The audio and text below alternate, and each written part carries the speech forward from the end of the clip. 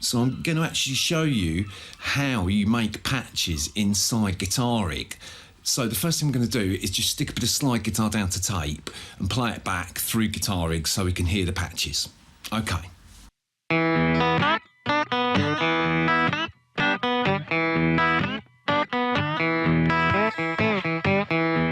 How are sounds actually made in Guitar Rig? I've currently got Guitar Rig open on screen with the blank screen up, and I've also got a bit of slide guitar here set up so I can play it back so you can hear the sounds of the guitars. The first thing to do is to keep an eye on your input volume, which is there, and you've also got an output volume. If you click on the switches, you get the volumes come up. So let's just keep this on 0 for the time. There's also a noise gate, but we can set that on to 0, minus 80 dB. Up the top row, it shows you how much CPU usage is being used. And there's also a high resolution mode, which sounds even better, but obviously it eats even more processor. So I'll turn that off for the moment and just run it in standard mode. It's fine, it sounds fine. In the top row here, the only thing that you really need to know about for the time is the picture of the tuning fork, which is a guitar tuner, which is quite handy. So anyway, building a patch, I'm going to take you through a patch from the start. So I've got a blank patch up. So obviously the first thing to do is to go to components. So I'm going to pick an amplifier first. So let's get the amps up. One of my favourite personal amps is the Vox AC30. So I'll drag the AC30 in. There you go. The signal can come into Guitar Rig in either mono or stereo, depending on what your source is. I'm coming in mono at the moment. I'm going to set the volumes down, not too high. Also, I'll tell you what I'm going to do is I'm going to put in a fuzz box in front. So depending on where you want to drag the item, so if you want it after the amp, you drag it after it. If you want it before the amp, you drag it before. So let's go for a tube screamer. So I'm going to drag that in front of the amp. So we're coming in, we're going into the tube screamer and then into the AC30 and the AC30 cab. And that's a very basic setup, but good for demonstration purposes. So I'm going to turn on the guitar loop so we can see what's actually going on. Okay, here we go. So it's just easy to drive down on the tube screamer.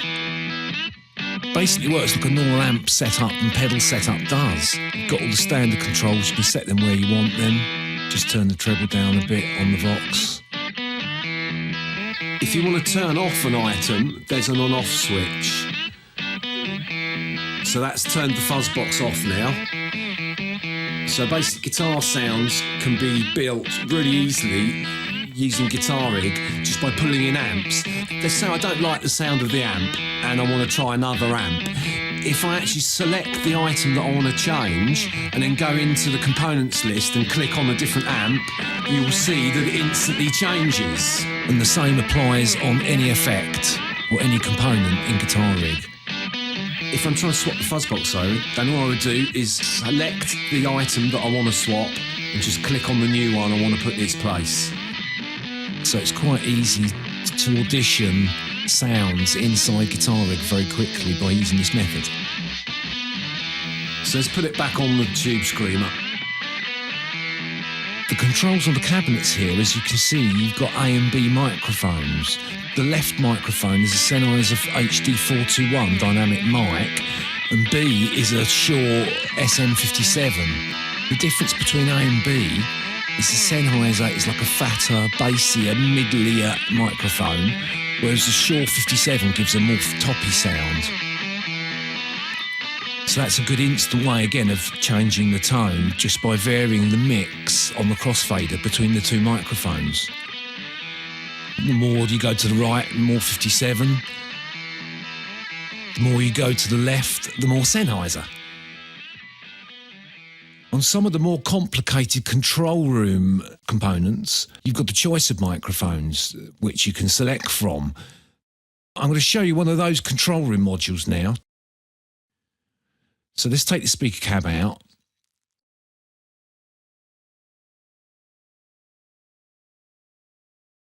Now, as you can see, on the control room, you've got a choice of a ribbon mic, a 57 Shure, a condenser mic, which is a Nyman U47, a U67 Nyman.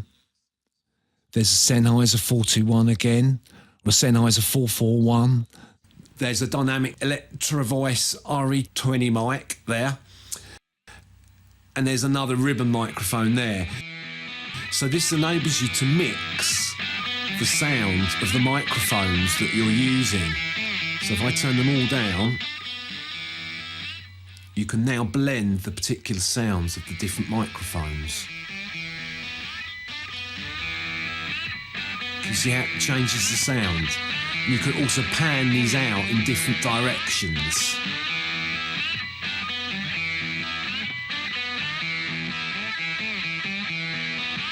So you might want them all hard over to the right, or hard over onto the left.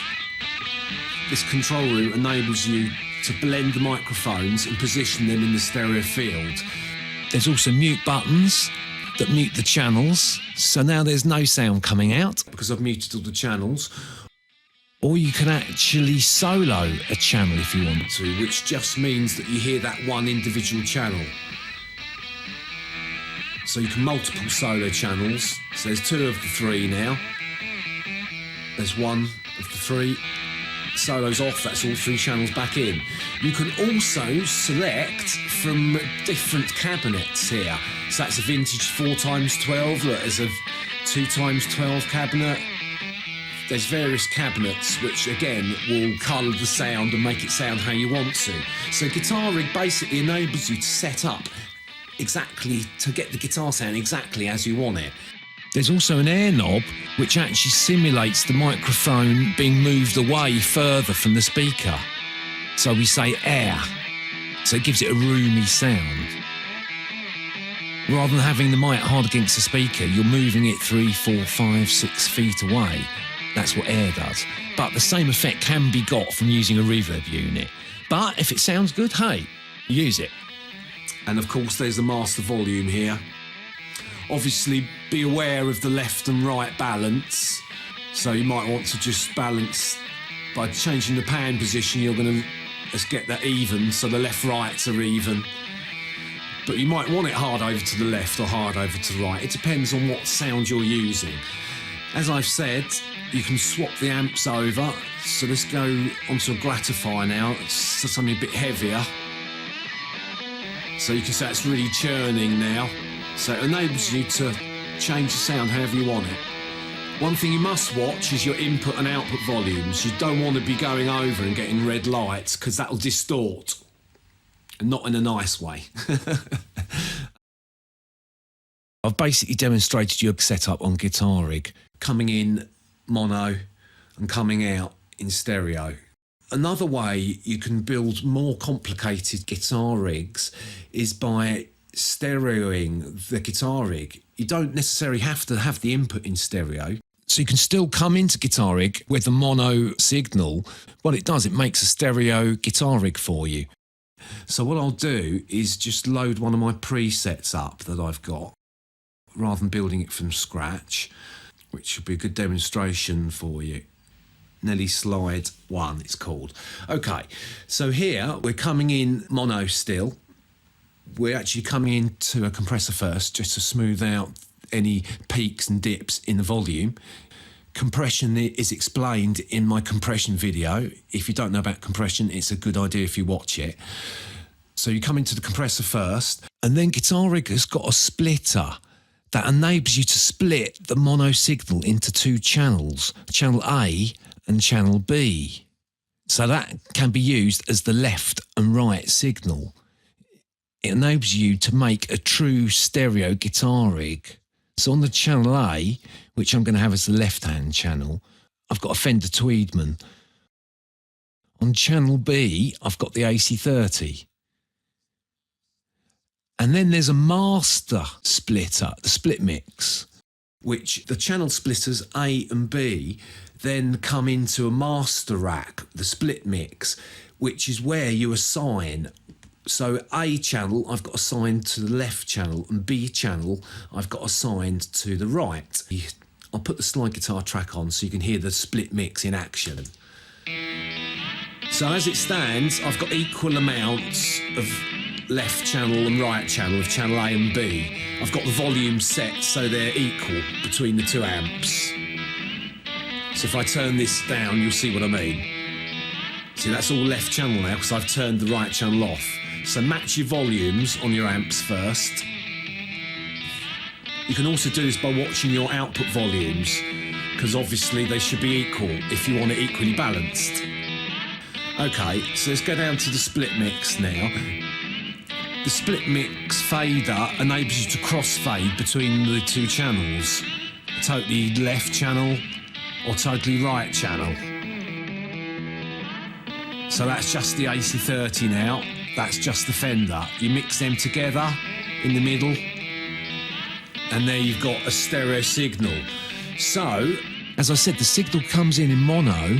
You're splitting it into the left and right channel using the splitters, and then you're coming into split mix. You're coming out of the split mix in stereo now, which is where you can add your stereo multi-effects. So I've added a fast echo. I've just turned the mix up so you can hear it a bit better.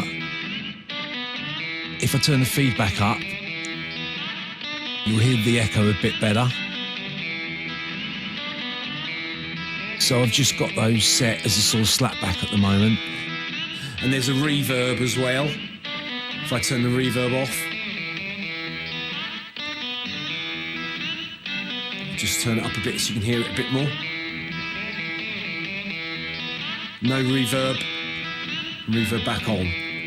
So there's just a touch of reverb and a touch of echo on there. And finally, just to smooth out the peaks and dips, I've got a limiter. On the echo rack and the reverb rack, there is a wet and dry knob. The very first knob is dry or wet, the mix. That's between the amount of effects signal and the amount of dry signal. So if it's totally anti-clockwise on dry, you've only got direct signal, no effects. If it's fully over at 100%, you've got 100% effects. So there's an explanation of how Guitar Rig works. So you can change any effect you want. You can put anything in any order you want. So if I wanted, I could put a phaser in at the front, for instance, before I split the channels. Or I might just want the phaser on one of the channels, just on the left channel. Anything you put before the splitters goes on the input signal. So it doesn't matter if it's mono or stereo, it'll go on the whole signal before it goes to the splitter.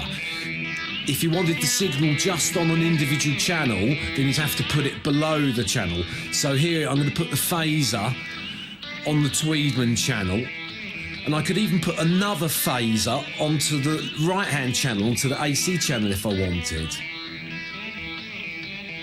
So now I've got two independent different phasers doing different things on two channels. So you can get some really wide modulation effects by using the stereo splitter. It enables you to just widen the signal and get that really wide stereo signal. So Guitar Rig's very useful. It gives you access to equipment that you might not necessarily have at home. And it sounds pretty good too. So that's how you get good sounds out of Guitar Rig. You can actually spend hours building patches because there's so many options there available to you. So I hope that gets you guitar rigging, and I'll see you very, very soon.